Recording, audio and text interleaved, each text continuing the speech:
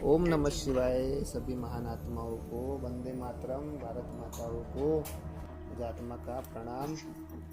वंदे मातरम। भारत माता की जय। आप सब भारत माताएं हो, आप सभी बाबा की शक्तियां हो। ओम नमः शिवाय। हम सबकी ओर से भी भाई जी। हाँ जी जी। और हम सबका भी वासुदेव को, देवकी मैया को दिल से नमन और प्रणाम। जी बहुत अच्छा जी। आप सबको भी प्रणाम। बोलिए। मीता जी आगे।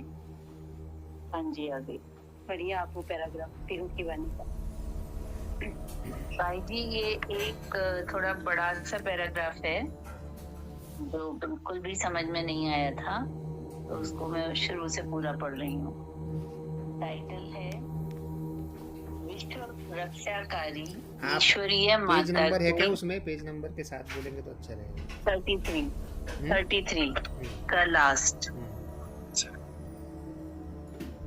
विश्व रक्षाकारी ईश्वरीय माता के राज ऋषि यज्ञ के दरबार में दैवी रत्नों प्रति आकर्षणीय मधुर बोल उच्चारे हुए महावाक्य। तो एक तो ये टाइटल ही नहीं समझ में आया। वही तो बताया ना कि बाबा जो है ऊपर, जो संपूर्ण आदि शक्ति माँ है ऊपर में, संपूर्ण में, उस शक्ति को लेकर के बाबा नीचे आकर के इस महावाक्य को उच्चार रहे हैं, इसलिए ऐसे बोला। समझ में आया अभी? जी जी क्लियर। जी जी जी। प्यारे ईश्वरीय संतान, तुम हर एक इतना प्रिय क्यों लगते हो? क्योंकि सर्वशक्तिवान सृष्टि रक्षक प्यारे परमात्मा के दैवी वंशावली हो। साक्षात ईश्वर का संपूर्ण शुद्ध बीज हर एक में बोया हुआ है।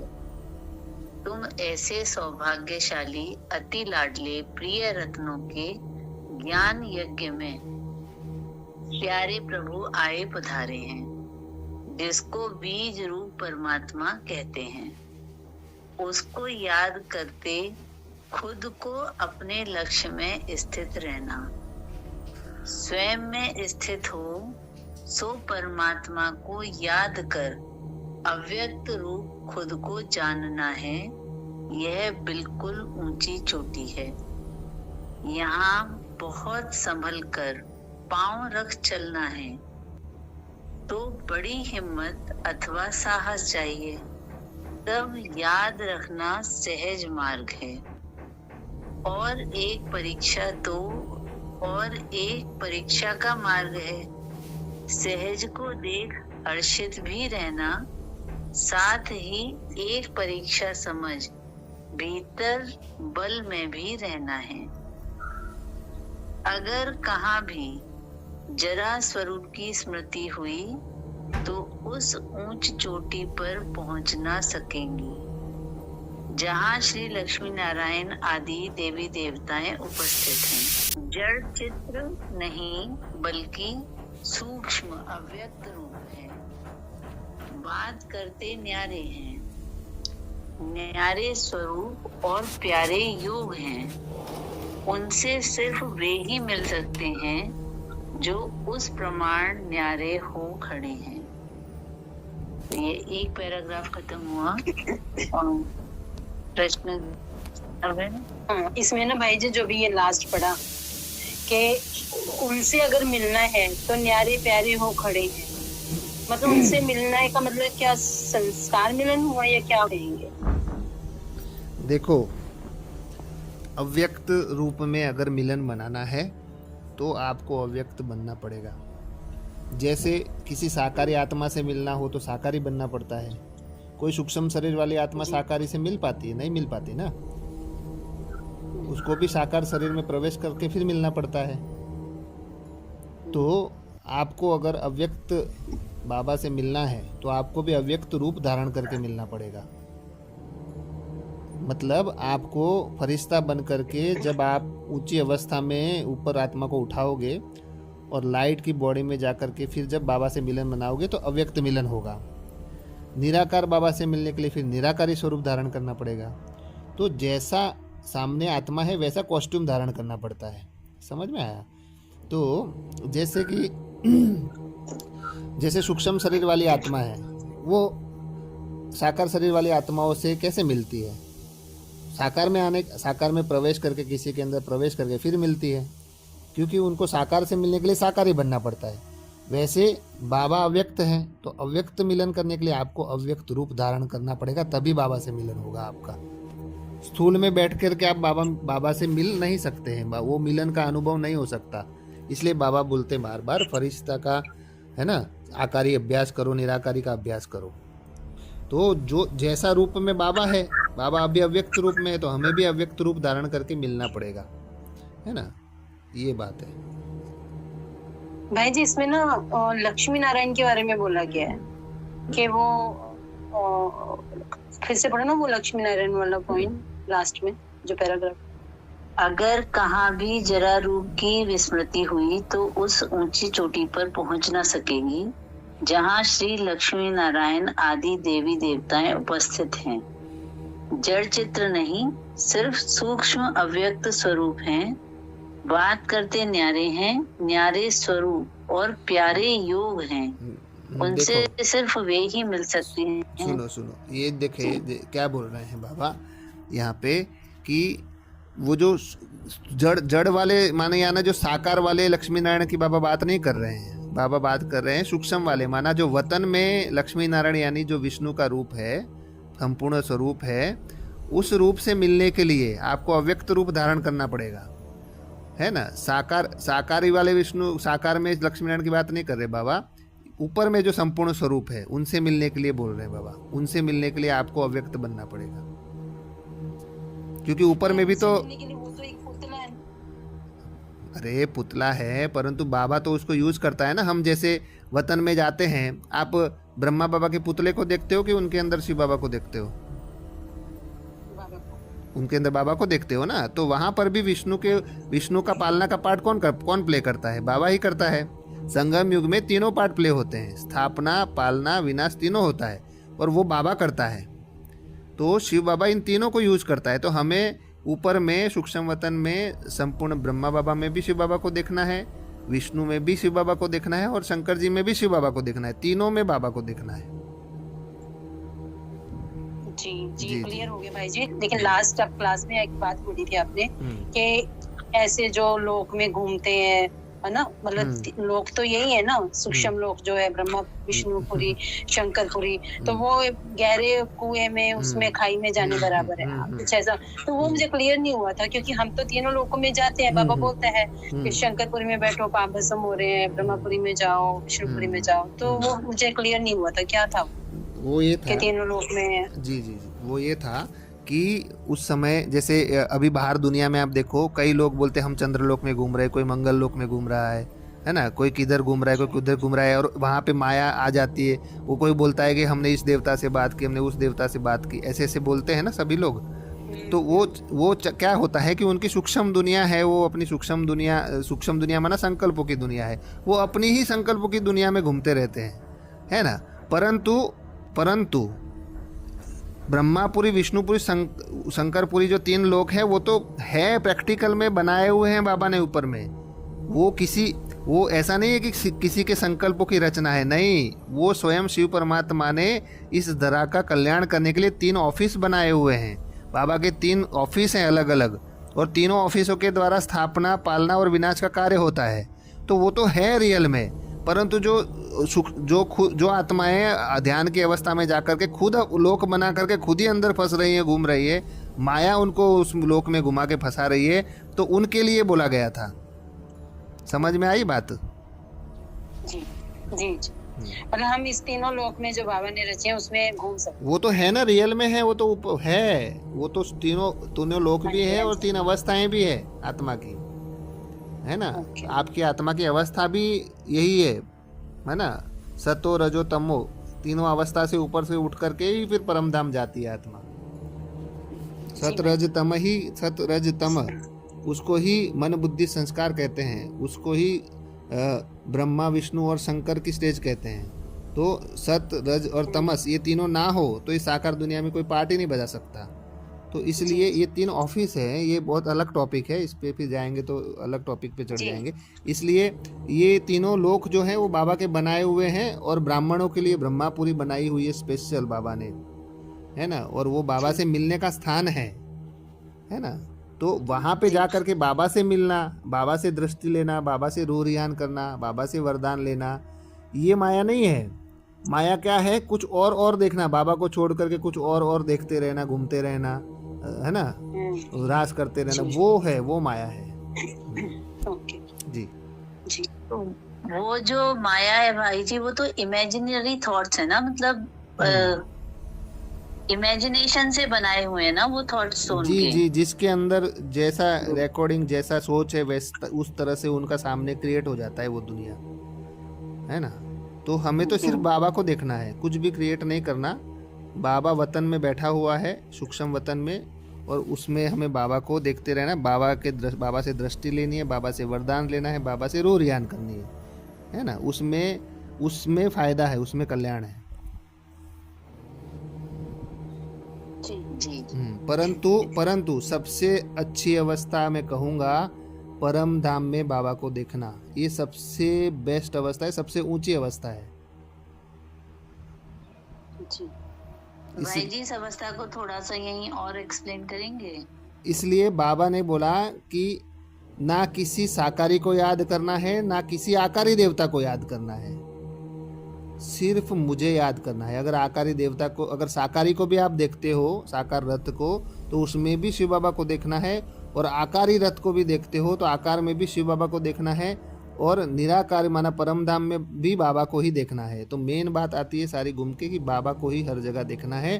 परंतु इन सब में साकार में देखना, आकार में देखना, उससे सबसे ज़्यादा श्रेष्ठ है ऊपर में परम धाम में बाबा को प्रकाश स्वरूप में बाबा से मिलना, बाबा से याद, वो सबसे ऊंची अवस्था है ना। हाँ भाई जी, व्यक्तवाणियों में बाबा बहुत कहते रहे कि बच्चे व्यक्त वतन में आओ, समय बिताओ, वहाँ मेरे पास बैठो आके, है ना। तो और बाबा ये भी बोलते कि जिद करो कि बाबा मुझे सूक्ष्म रहस्य बताओ, सूक्ष्म वतन के। और ब्रह्मा बाबा ने भी अभी तीसरे रथ में भी बोला, बच्चे नीचे बुलाते हैं बाबा को, ऊपर नहीं आते हैं। जी जी।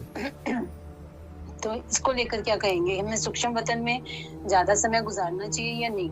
सूक्ष्म वतन में दो तरह से है। देखो, एक होता है बाबा से, मैंने अभी बताया ना कि एक होता है बाबा से मिलना, बाबा से बात करना, और दूसरा होता है कि कुछ और चीज़ें देखते रहना, कुछ और चीज़ों में घूमते रहना। वो दोनों में अंतर है। आप सूक्ष्म वतन में बाप दादा से मिल रहे हो, बाप दादा से रूह रियान कर रहे हो, बाप दादा से दृष्टि ले रहे हो, बाप दादा से वरदान ले रहे हो, वो उसमें फ़ायदा है। परंतु अगर आप भटक गए, कुछ और देखने लग गए, है ना, तो फिर वहाँ पे माया प्रवेश कर जाती है। मतलब वो बाबा के साथ हम रूह रियान कर रहे हैं, कभी खुदा दोस्त के रूप में, कभी किसी संबंध रूप में, है ना। और जब फिर बाबा के साथ बैठकर ही पूरे विश्व को लोग को देख रहे हैं, उस तरह की चीजें ही करते हैं, तो वो हम कर सकते हैं ना लंबा समय तक। बिल्कुल करना ही चाहिए। इसलिए तो बाबा बोलते हैं ना, फरिश्ता सो फिर आकारी से निराकारी बनना है ना हमें। तो हमें पहले आकारी का अभ्यास करना चाहिए। बार बार आकारी अव्यक्त स्वरूप सूक्ष्म शरीर धारण करके बाबा के पास उड़ करके जाओ, वतन में बैठो, बाबा से रूह रियान करो, बातें करो। अमृत विलय में भी सेम ये चीज़ करनी है। फिर उसके बाद निराकारी बनना है। लास्ट में जब हम निराकारी अवस्था में बाबा को देखते हैं, फिर कोई संकल्प नहीं चलता, वहाँ फुल स्टॉप हो जाता है, जीरो हो जाता है। बस बाबा दिख रहा है और मैं आत्मा अलग, बाबा अलग भी नहीं, बस बाबा और प्रकाश, बस और कुछ नहीं होता उसमें, पूरा जीरो हो जाता है। भाई जी, मतलब हमने संकल्प कर दिया, फिर संकल्प भी खत्म हो जाते हैं। कुछ संकल्प करने की भी इच्छा नहीं होती है। हाँ। बस एकदम ऐसे होता है कि कोई संकल्प करने की इच्छा नहीं होती, बस बैठ जाओ। हाँ। बस देखते रहो, है ना। तो मतलब देखना माना एक विजुअलाइजेशन हो गया ना। हाँ। एक लाइट फील करते हैं हम, उसके पावर को फील कर रहे हैं, उसके प्यार को जैसे आपको निरसंकल्प होने का मन करता है, आपको बिल्कुल आनंद आ रहा है अंदर से, और बस कोई संकल्प नहीं चल रहा है, मतलब वो परम धाम की स्टेज में हो आप उस समय आत्मा की स्थिति परम धाम की स्टेज की है। जी। जी। इसको आगे पढ़ो। जी। मम प्राणो, तुम जिस साकार प्रभु के सहारे नीचे हो, वही निराकार रूप में भी तेरी सहायता कर रहा है। तेरी उंगली पकड़ हंस हंस के सहज रीति रास्ता तय कराता है, क्योंकि तुम सर्व त्यागी वत्स हो, इसलिए तेरे ऊपर बहुत प्यार रहता है। और फिर मिलना भी बिल्कुल सहज रीति से होता है, क्योंकि इस प्यारे यज्ञ का रचता ही ईश्वर है। तो शिरोमणि यज्ञ दरबार में ईश्वर और देवी देवता ना आवे तब कौन आवे? प्रश्न क्या है? सुनैना बहन। भाई जी, ये जो इसमें बोला ना, मुझे ऐसा लग रहा है जैसे यहाँ पे बाबा नहीं बोल रहे, भले आपको कह रहे हो कि ईश्वरीय माता, लेकिन बोल तो बाबा ही रहे हैं, लेकिन यहाँ पे ऐसे लग रहा है कि कोई और बोल रहे हैं। ऐसा क्यों फील हो रहा है कि ईश्वरीय देवी देवताएं और कुछ ऐसा था ना इसमें पॉइंट? अब क्या होता था आदि में आपको बता रहा हूँ। आदि में श्री कृष्ण, पता है आपको, आदि में श्री कृष्ण भी किसी के तन में आकर के बोलते थे, ये पता है आपको? हाँ, तो अब श्री कृष्ण है, नारायण है, लक्ष्मी है, ऐसे ऐसे आके मिलते थे। तो वहाँ पे तो कोई आत्मा है नहीं, फिर कौन आके मिलता था? तो शिव बाबा उनका कॉस्ट्यूम लेकर के आते थे। शिव बाबा खुद उनका कॉस्ट्यूम धारण करके आकर के ऐसे मिलते थे, है ना। तो यहाँ पे जैसे मिलते तो शिव बाबा ही थे, परंतु शिव बाबा अलग अलग कॉस्ट्यूम ऊपर में वतन में सारे बने हुए हैं ना बाबा के पास, तो है ना। तो बाबा वो अलग अलग कॉस्ट्यूम, जैसे जगदम्बा का कॉस्ट्यूम लेकर के कभी आ गए, आदि शक्ति का कॉस्ट्यूम पहन के आ गए, आए तो शिव बाबा ही, परंतु आदि शक्ति का कॉस्ट्यूम पहन के आए, कभी विष्णु का कॉस्ट्यूम पहन करके आ गए, कभी ब्रह्मा जी का। आदि में बहुत ऐसी लीलाएं चली हैं जो यज्ञ वत्सों को ज़्यादा नहीं पता है, पुराने लोगों को ज़रूर पता होगा, है ना। ऐसे ऐसे आदि में चलता था, है ना। किसी के अंदर शहजादी आ गई, किसी के अंदर शहजादा आ गया, ऐसे ऐसे होता था। वो क्या होता था, ये इसका मतलब ये नहीं कि सचमुच शहजादा शहजादी श्री कृष्ण उनके अंदर आ गए, नहीं। बाबा आते थे, खेल पाल करते थे, इसको खेल पाल कहते हैं, है ना। हाँ, बस ये खेल पाल चलता था, है ना। तो बाबा ही बोलता है, और बाबा ही बोलता है कि ये ईश्वरीय यज्ञ है ना। जैसे लौकिक में होता है, तो जैसे पिता होता है, वो अपने बच्चे को बोलता है ना कि बच्चे हम चलेंगे साथ में, पप्पा जरूर तुम्हारे साथ आएगा। पप्पा ही खुद बोला है पप्पा जरूर तुम्हारे साथ आएगा, ऐसे बोलते कि नहीं? जी, है ना। तो वैसे बाबा भी बोल रहे हैं कि बाबा आप खुद ऐसे थोड़ी बोलेंगे कि मैं वो, ऐसे थोड़ी बोलेंगे। वो ऐसे ही बोलेंगे कि ये ईश्वर का यज्ञ है, ईश्वर ने चलाया हुआ है, तो खुद ही ईश्वर बोल रहा है।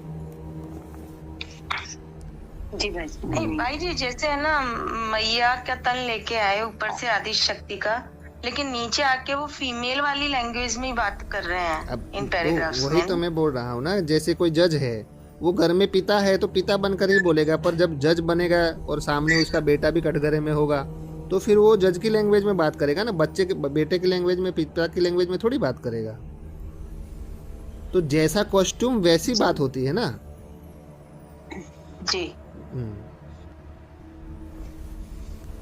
प्राणो, समय दौड़ता जा रहा है, ये उसी पैराग्राफ का कंटिन्यूएशन है। प्राणो, समय दौड़ता जा रहा है, तुम भी साथ दौड़ती रहो। जिस स्टेज पर अब उपस्थित हो, सिर्फ वहां ठहर ना जाना। स्टेज ऊपर है, पांव धीरे धीरे आगे बढ़ाना है। एक जगह पर ना ठहर, संपूर्ण निशान को पकड़ने अर्थ। खूब दौड़ी पहनो, वहां की शक्ति और संपूर्ण ईश्वरीय तेज अपने में धारणा करो। जिस अंतिम संपूर्ण स्टेज पर तेरे भीतर के राज को जान, तुमसे स्थूल में मिल रही हूँ। बाहर से न तुम मुझे देख सकती हो और न मैं तुझे देख सकती हूँ, अंदर से अंदर ही देख रही हूँ। वैसे तुम भी आंतरिक देख रही हूँ। जब उस लास्ट संपूर्ण स्टेज पर पहुंच जावेगी, तब यह आसुरी जीव प्राणी भी विनाश के नजदीक आवेंगे। यहाँ की संपूर्णता की स्टेज और वहाँ की पूर्ण विनाश की स्टेज दोनों का समागम होगा, लेकिन उस समागम के नजारों में तुमको तुम्हारा हंसना और उन्हों का रोना, यह वास्ट डिफरेंस दिखाई जरूर पड़ेगा। जी, कौन सा नंबर है पैराग्राफ का वो बता दो। ये सेम पैराग्राफ चल रहा है, अच्छा page number 34, page second paragraph. तो भाई जी तो वैसे तो थोड़ा बहुत क्लियर है, पर फिर भी उतनी स्पष्टता नहीं है। बोलिए ना, प्रश्न कीजिए। इसमें लास्ट संपूर्ण स्टेज मतलब कौन सी हमारी लास्ट संपूर्ण स्टेज? लास्ट संपन्न स्टेज अभी अंतिम समय आ गया ना। लास्ट संपन्न अंतिम स्टेज है कि आप जैसे देखते हुए नहीं देखना, सुनते हुए नहीं सुनना, वो वाली स्टेज हो जाती है जिसमें आप जब चाहो शरीर से बाहर निकल जाओ, सूक्ष्म शरीर लेकर के जब चाहो शरीर में आ जाओ। ये है संपूर्ण स्टेज, है ना, जिसको कर्मातीत अवस्था भी कहते, बंधन से मुक्त अवस्था। कर्मातीत माना हर कर्म से अतीत हो गए, यानी बंधन मुक्त हो गए। जैसे आप साकारी बंधन से मुक्त हो गए, जब चाहो आप शरीर से निकल करके कहीं पे भी चले जाओ, जब चाहो शरीर से अंदर आ जाओ। ये है संपूर्ण स्टेज, कर्मातीत अवस्था। पर भाई जी ये तो अभी किसी की भी अभ्यास तो केवल मैया का है ना, हम सब जब तक ये साइंस के साधन है ना, जब तक इंटरनेट चल रहा है तब तक ये स्टेज बहुत कम लोगों की आएंगी। जी जी। हाँ, जैसे ही ये इंटरनेट बंद होगा ना, ये अवस्था आ जाएगी सबके अंदर। तो भाई जी हमें ये इंतजार ना करके कि साइंस के साधन बंद हो तो हमारी स्टेज बनेगी, हमें मतलब उसका इंतजार नहीं करना, हमें अपनी स्टेज बनानी है। तो साइंस के साधनों को फिर हम कैसे, क्योंकि हम ज्यादा यूज नहीं करते हैं, लेकिन जैसे इंतजार नहीं करना है, इंतजाम करना है। कौन सा इंतजाम करना हाँ। है? अपने आप को बैठ करके पूरा एकाग्रता में कंसंट्रेशन करना है, ब्रुकुटी में, है ना। 10 मिनट 15 मिनट तो आत्मा का अभ्यास करना है, मैं आत्मा हूँ, बस एक ही संकल्प में टिक जाना है। बार बार ये अभ्यास करना है, एक संकल्प में टिकने का अभ्यास करना है। जैसे कोई 5 मिनट के लिए टिक पाएगा, कोई 10 मिनट के लिए टिक पाएगा, कोई आधे घंटे के लिए, कोई 1 घंटे के लिए। वैसे हमें ये अभ्यास करना चाहिए कि हम क्या एक संकल्प में टिक सकते हैं। हम जैसे अपने आप को कोई बोलता है हम बड़े योगी हैं, बड़े ज्ञानी हैं, ये सब ऐसा अपने आप को समझते हैं, परंतु ये अपने आप को ठगना है। हाँ, आप बैठ करके चेक करो अपने आप को, कितनी देर तक आप एक संकल्प में टिक सकते हो। मान लो अभी अभी बाबा बोले कि आप परम धाम को याद करो, कंटिन्यूस, बीच में कोई संकल्प ना करो, पूरी तरह से आप परम धाम को ही देख रहे हो और बाबा परम धाम के अंदर बाबा को देख रहे हो और कोई संकल्प नहीं चला। कितनी देर तक एक संकल्प में आप टिक सकते हो, चेक करो। जितनी ज़्यादा देर तक जो टिक सकता है वो पावरफुल आत्मा है। जो जितना ज़्यादा देर तक टिक सकता है वो पावरफुल आत्मा, उस खुद को फिर अपने आप को मानो कि हाँ अभी मैं सही दिशा में हूँ, सही चल रहा हूँ, है ना। तो इसलिए ये कहूँगा कि सभी इसका अभ्यास जरूर करें कि हम कितनी देर तक एक ही संकल्प में टिक सकते हैं, तो आपको पता चल जाएगा कि कितने पावरफुल है, कितनी कमजोरी है। हाँ, कोई नहीं टिक पाता तो उसका मतलब ये नहीं कि वो दिल शिकस्त हो जाए, नहीं।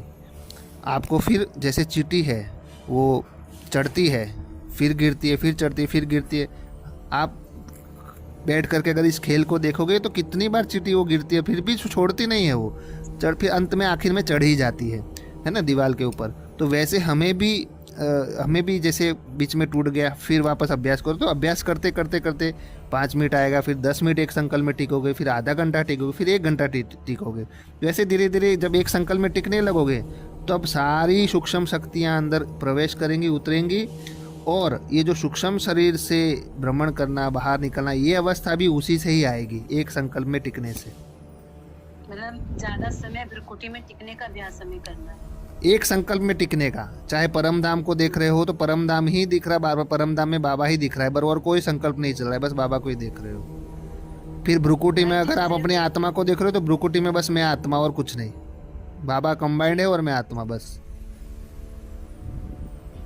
ऐसे। भाई जी जैसे बाबा ने कहा हुआ है कि अंत समय में जब सब एक संकल्प में स्थित होंगे हम्म, तब वो कार्य पूर्ण होगा। हम्म, तो वो एक संकल्प तो बाबा ने ओम बोला हुआ है ना, हम्म, तो हमें अगर हम उस एक संकल्प में ही स्थित होने का अभ्यास करें बाकी सारे संकल्पों को तो छोड़कर। हाँ बिल्कुल। ओम क्या है? मैंने अभी अभी अभी हमने आपको क्या बोला? आपको यही बोला कि आप आत्मा में भ्रुकुटी में आत्मा को देखो और बाबा को कंबाइंड देखो। ओम क्या है? मैं आत्मा और मेरा बाबा, यही तो ओम है ना। अब खाली जी, शब्द का भाई फर्क जी। है। मैं आत्मा और बाबा मेरे साथ कंबाइंड है, वही ओम हो गया। परम धाम में बाबा को देखना अपनी आत्मा के साथ, वो भी ओम हो गया, वो भी ओम ही है। जी जी हाँ भाई जी, मतलब मुझे ये क्लियर करना है कि एक तो जैसे हमें पता है हमें ओम के अर्थ में टिकना है, ओम का अर्थ है पता है, हमें टिक भी रहे हैं, लेकिन एक होता है कि बस मन में यही एक संकल्प के ओम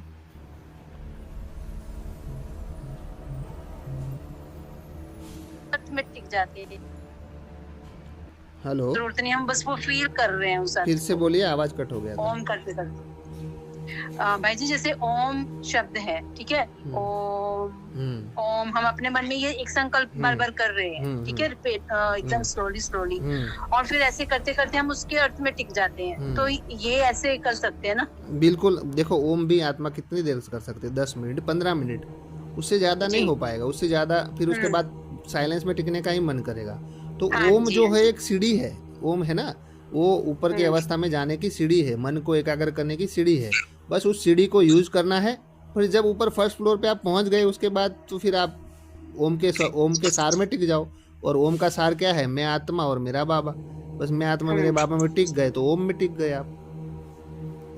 ठीक है जी जी बस जी। आगे कंटिन्यू करूं? जी, उसका पेज नंबर पढ़ देना अगर। वही सेम पैराग्राफ है, पेज नंबर 34, सेकंड पैराग्राफ। अब अंतर्मुख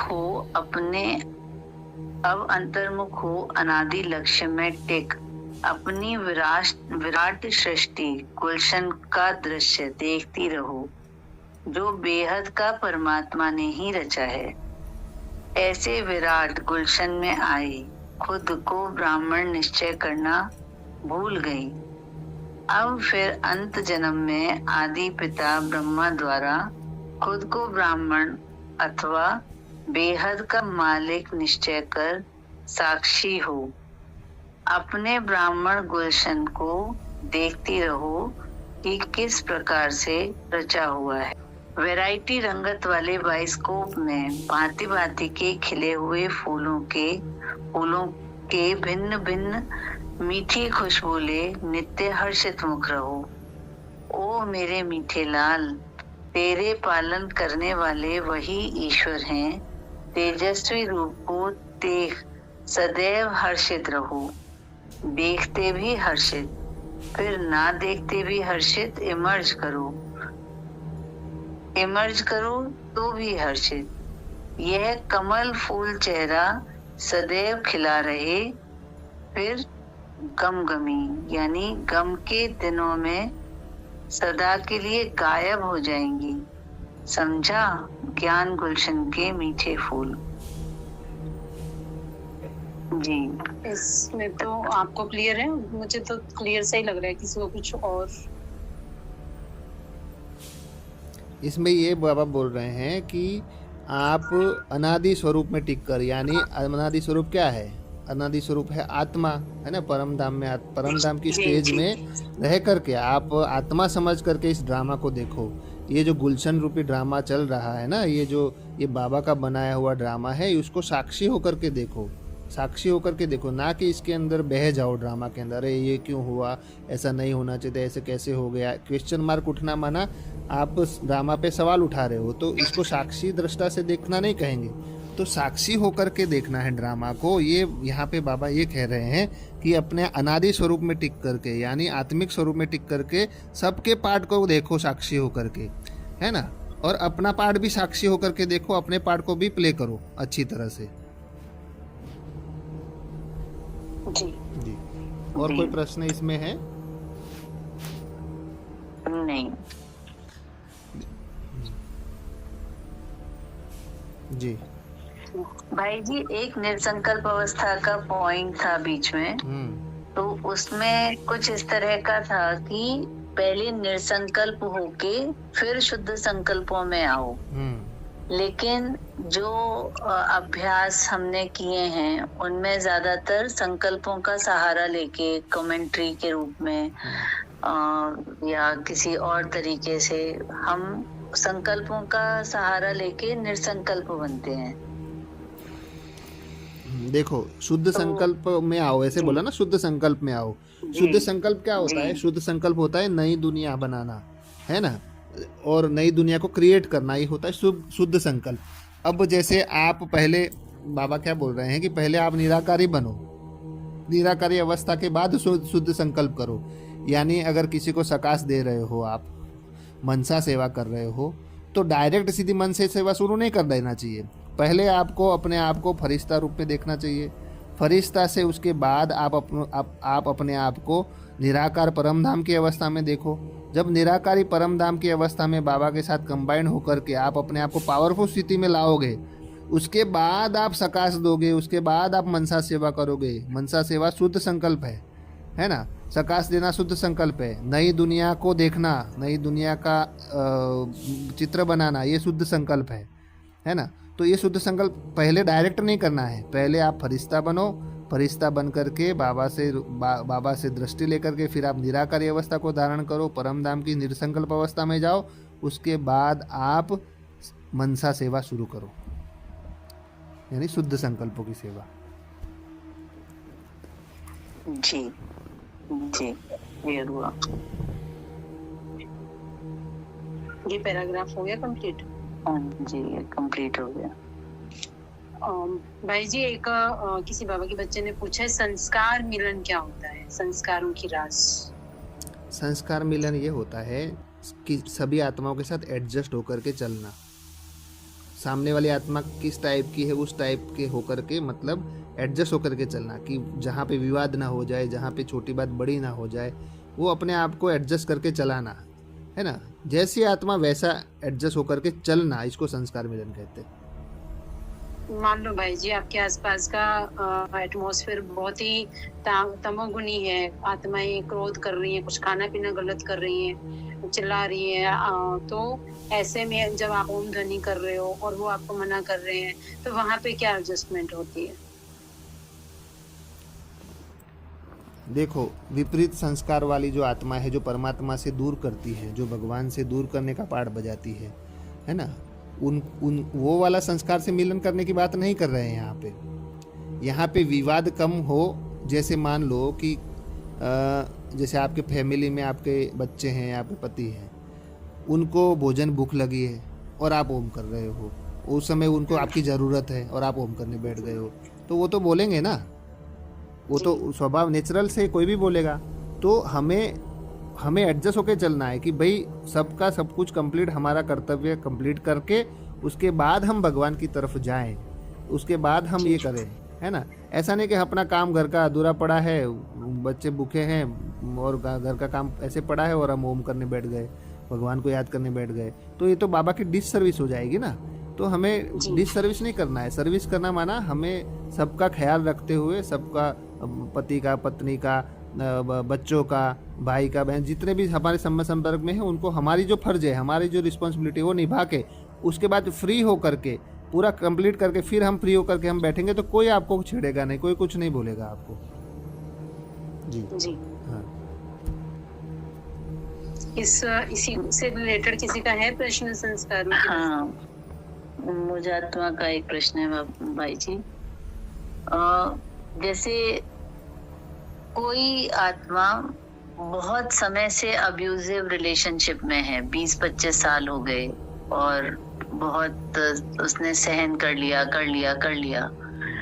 लेकिन अब और सहन नहीं होता, और भले ही हम ज्ञान में चल रहे हैं, तो जब ज्ञान में आते हैं तो उसमें तो सहन करो तो शहंशाह बनोगे, ऐसे महावाक्य सुन के और सहन करते जाते हैं, लेकिन फिर भी एक लिमिट आती है जिसके बाद फिर नहीं सहन होता।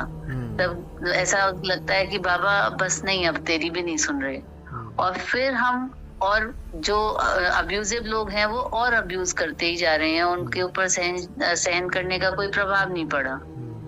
तो ऐसे में अगर हम पलट के जवाब दे देते हैं या अपने लिए स्टैंड लेते हैं कि नहीं बहुत हो गया, तो क्या ये श्रीमत के विपरीत है, या इसमें आप क्या गाइडेंस देंगे? जी ज़रूर, बहुत अच्छा प्रश्न पूछा है आपने। यहाँ पे हमारा अनुभव ये है कि यहाँ पे ज्ञान को ना समझना थोड़ा सा ज़रूरी है। यहाँ पे ज्ञान को समझ नहीं पाए हैं। बाबा ने बोला सहनशील बनना है, तो कहाँ पे सहन करना है और कहाँ पे सामना करना है, इसकी परख होनी चाहिए, है ना। बाबा ने सामना करने को भी बोला है, सामना करने की शक्ति भी बोला है। जैसे गीता में भी लिखा है कि अत्याचार करने वाले से बड़ा पापी अत्याचार सहन करने वाला होता है, और ये एकदम सत्य बात है। आपके ऊपर कोई जुल्म कर रहा है ना, आपको मारपीट कर रहा है, आपको कुछ गाली गलौज कर रहा है, और आप उनको कुछ नहीं बोल रहे हो, है ना, कुछ उनको कुछ, तो उनको आप और बढ़ावा दे रहे हो, आप और उनको आगे पाप करने के लिए प्रेरित कर रहे हो, क्योंकि आप सहन कर रहे हो इसलिए और ज़्यादा कर रहा है। तो यहाँ पर जहाँ पर हमारे आत्मसम्मान की बात आती है, हाँ हमारे फर्ज है, हमारी जो जिम्मेवारियाँ हैं उसको पूरी तरह से निभाना है। पूरी तरह से निभाते हुए उसके बाद अगर कोई भी हो, वो आपको अगर फिजिकली ऐसे करता है, या कोई आपको मान लो कि हाथ उठाता है या ऐसे गाली गलौज करता है, तो वहाँ पे सहन नहीं करना है। वहाँ पे उनको बताना है कि ये रॉन्ग है, ये गलत है, आप ये गलत कर रहे हो, और ये में हम होने नहीं देंगे। और जब ये पहली बार होता है, फर्स्ट टाइम जब होता है, ज़्यादातर हमने देखा है कि बहनों माताएं जो होती है, जो शादी करके जाती है, पहली बार अगर मार खा ली उन्होंने, तो फिर दूसरी बार मार खाएंगी, तीसरी बार भी खाएंगी, खाती रहेंगी। इसलिए जब फर्स्ट टाइम जब ऐसे कोई हाथ उठाता है, तो उसी समय अगर रोक दिया जाए और उनको अच्छे से बोल दिया जाए कि ये सहन नहीं करेंगे हम बिल्कुल भी, आप, है ना, तब तो फिर वो लाइफ टाइम तक वो सुखी रहेंगी। परंतु एक बार मार खा ली, 2 बार खा ली, फिर उसके बाद ज़िंदगी भर खाती रहती है। फिर उसके बाद फिर वो अपोज करने बोलने जाती है, तो फिर और ज़्यादा दिक्कत होती है। तो यहाँ पे बाबा सहनशील बनने को बोल रहा है, तो सहनशील कहाँ पे बनना है, उसको परखना है, कहाँ सहन करना है, कहाँ सामना करना है, इसकी परख होनी चाहिए आत्मा के अंदर। ज्ञान को, है ना, बाबा के बच्चों ने ज्ञान को ना काफ़ी लोगों ने समझा भी है, काफ़ी लोगों ने उल्टा भी लिया है ज्ञान को। सहन करना है मतलब कोई अत्याचार कर रहा है तो भी सहन करते रहो। नहीं, सामने वाले को सुधारना भी है ना। पहले पर तरीका कैसा होना चाहिए, सॉफ्ट होना चाहिए।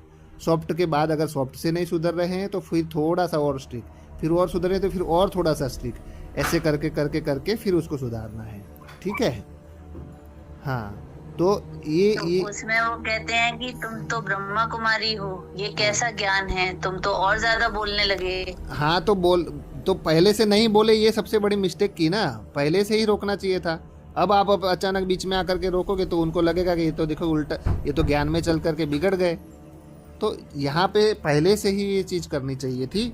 पर फिर भी ठीक है, अभी भी अत्याचार तो सहन नहीं करना है। ज़रूर कोई अत्याचार कर रहा है तो उनको ये महसूस करवाना है कि आप गलत कर रहे हो, है ना। उसके लिए फिर कोई भी स्टैंड उठाना पड़े तो उठाना चाहिए।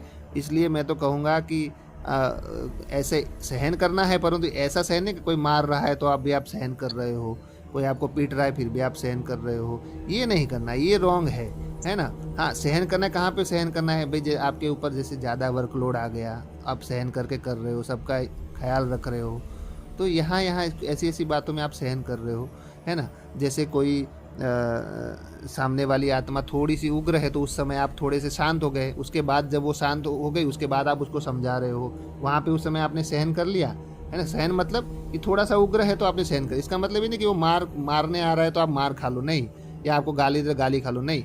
थोड़ा सा उग्र है तो उस समय आप चुप हो जाओ, जब वो शांत हो जाए फिर उसके साथ बात करो कि देखो ऐसे नहीं, ऐसे था, है ना। यहाँ पे ये सहन करना हो गया, है ना। उनके साथ एडजस्ट होकर के चलना हो गया, वो सहन करना हो गया, है ना। तो यहाँ पे ज्ञान को अच्छे से समझना है, कहाँ सहन करना है, कहाँ सामना करना है, ये आत्मा को पता होना चाहिए। आई बात समझ में? अभी हमें थोड़ा सा कहीं जाना है, बस एक इसमें सब एक और वो है कि कहते हैं कि ये हमारे कार्मिक अकाउंट हैं, तभी तो इसकी हमें ऐसा परिवार मिला है या हमको सहन करना पड़ रहा है। बिल्कुल तो इस पे अगर 2 लाइन में आप बिल्कुल शॉर्ट में बिल्कुल क्लैरिटी देंगे तो। कार्मिक अकाउंट है। कार्मिक अकाउंट है कि उसका मतलब ये नहीं कि अत्याचार सहन करना है, नहीं। ये कैसे तय करोगे कि ये पुराना कार्मिक अकाउंट है कि नया बन रहा है? अगर नया बन रहा होता तो क्या करोगे? तो रोकोगे नहीं क्या? तो अत्याचार सहन नहीं करना है। हाँ, हमारी रिस्पॉन्सिबिलिटी, जिम्मेवारियां सारी निभाते हुए अगर फिर कोई अत्याचार कर रहा है तो फिर सहन, वहाँ पे उसको अपोज करना है, वहाँ पे वो रोकना है, क्योंकि हम हमारी सारी जिम्मेवारियां निभा रहे हैं। हम पत्नी होकर के, माँ होकर के सभी जिम्मेवारियां निभा रहे हैं, सब कुछ उनको हाथ पे दे रहे हैं, फिर भी अगर कोई ऐसे कर रहा है तो फिर वहाँ पे तो स्टैंड लेना है। ठीक है जी, थैंक यू। जी जी। भाई जी, एक बाबा का इसमें आया था कि आप शुद्ध संकल्प, अव्यक्त वाणी में पढ़ा था ये बात कि आप अपने शुद्ध संकल्पों से सामने वाले के मन में घुस करके उसके अशुद्ध संकल्प को शुद्ध में बदल दो। तो क्या ये अपन कर सकते हैं सच में? बिल्कुल कर सकते हैं। जैसे कोई आपके साथ अपोज होता है आपके साथ, तो हम क्या करते हैं, उसकी ग्लानि करना शुरू कर देते हैं। अपनी मम्मी को बोलेंगे, अपने भाई को बोलेंगे, इसको बोलेंगे, उसको, अरे ये ऐसे कर रहे हैं, वो तो ऐसे कर रहे हैं, तो ठीक नहीं कर रहे हैं। तो आप क्या कर रहे हो, और नेगेटिव उनके अंदर उसके ऊपर डाल रहे हो, तो वो और उग्र होता जाएगा, और उग्र होता जाएगा। उसकी जगह पे हम उनको बाबा के सामने वतन में बिठा करके, उनको बाबा के सामने बिठा करके उनको आप सकाश दे सकते हैं, उनको लाइट दे सकते हैं कि आप आत्मा रियल में बहुत अच्छी हो, आप परम धाम से आई हुई आत्मा हो, परंतु बस आपके संस्कार थोड़े टेढ़े मेढ़े हो गए, इसलिए हम आपको पावर दे रहे हैं ताकि आपके संस्कार ठीक हो, है ना। ऐसे करके शुद्ध संकल्प करने, वो अच्छी आत्मा हो, आप परम धाम से आई हुई आत्मा हो, हम आपको पावर देते हैं ताकि आपके संस्कार मोल्ड हो जाए। फिर बाबा से लाइट लेकर के उनको लाइट देना है। ठीक है जी भाई जी, थोड़ा सा आधा मिनट आपका और लूंगी, बस जल्दी से क्लियर ये वाला कर, मतलब पूछती हूँ आपसे प्रश्न। जो आपने परम धाम का चित्र शुरू में बताया था अभी इस समय वर्तमान वाला, तो उसमें जो नीचे संगम युग ऐसे ना गोल घुमा हुआ सा है, हाँ जी, हाँ जी, तो थोड़ा सा उसको क्लियर कीजिए ना। एक बार द्वारका भाई को ये प्रश्न लिखवाया था उस आत्मा ने, तो ब्रह्मा बाबा ने इसको भी पूरा क्लियर नहीं किया था जी। मतलब संतुष्ट नहीं हुई थी मैं आत्मा, तो आप थोड़ा सा प्लीज इस पे। उसमें क्या प्रश्न है पर? भाई जी, जो इसमें जैसे ओम का आकृति बनी हुई है परम धाम के चित्र की, जो उसमें नीचे राउंड जैसे जलेबी जैसा घुमा हुआ है, हाँ नीचे, हाँ, और वो पोर्शन को आपने संगम युग बताया है। मैंने नहीं बताया, बाबा ने, ब्रह्मा बाबा ने बताया था। जी सॉरी। तो वो उस पे थोड़ा सा और चाहिए कि वो जैसे अपनी आत्मा जो 108 आत्माएं हैं, ऊपर में ये भी है भी कि 8 मतलब 8 रतन ऊपर दिए गए हैं जगदम्बा और ब्रह्मा बाबा का, और 8 उसमें बाकी दिए हुए हैं। तो ये नीचे जो संगम युग की आत्माएं हैं, जब वो ऊपर हैं ऑलरेडी, तो ये नीचे फिर क्या दर्शा रहा है? कलयुग दर्शाया हुआ है, उसके साइड में संगम युग दर्शाया हुआ है। वही तो ऊपर वाली आत्मा ही तो नीचे आती है ना।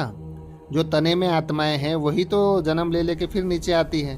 तो वही ऊपर संगम युग में, जो ऊपर में जो सतयुग में दिखाई है, वही आत्माएं फिर द्वापर में आती है, वहीं फिर त्रेता में भी आती है, वही फिर कलयुग में भी आती है ना। तो वही आत्माएं तो नीचे उतर के आती है ना, ऊपर से ही तो नीचे उतरते हैं सब। तो फिर संगम युग का सेक्शन अलग है, बस वही समझना चाह रही थी। हाँ, तो ये सेक्शन अलग क्यों है? देखो, अलग ही है ना, संगम युग ही अलग है पूरा।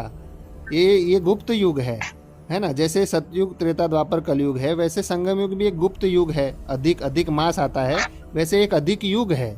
इसलिए अधिक युग है, इसलिए तो उसको अलग दिखाना पड़ेगा ना, समझाने के लिए। कलयुग के अंदर से ही निकला हुआ है, कलयुग में ही है ना। इसलिए बाबा बोलते हैं ना कि ऐसे बोलते हैं कि अपवित्र सृष्टि में पवित्र कार्य करके दिखाना, ये बहुत बड़ा कार्य है।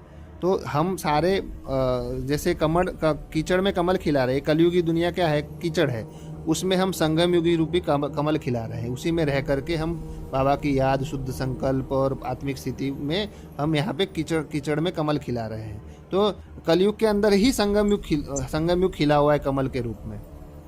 ठीक है जी भाई जी। जी भाई जी। भाई जी, मेरा चिंतन था जो मैंने आपको बताया था, पर अभी टाइम नहीं है, तो फिर जी हम फिर कभी डिस्कस करेंगे। जी है ना। जी। ओम नमः शिवाय। आप सभी महान आत्माओं का दिल से धन्यवाद। वंदे मातरम। भारत माता की जय। आप सभी माताओं को मेरा चरण स्पर्श वंदन प्रणाम। भारत माता की जय। बेटा आपको बहुत बहुत स्पेशल नमन। ओम नमः शिवाय। धन्यवाद, प्रणाम।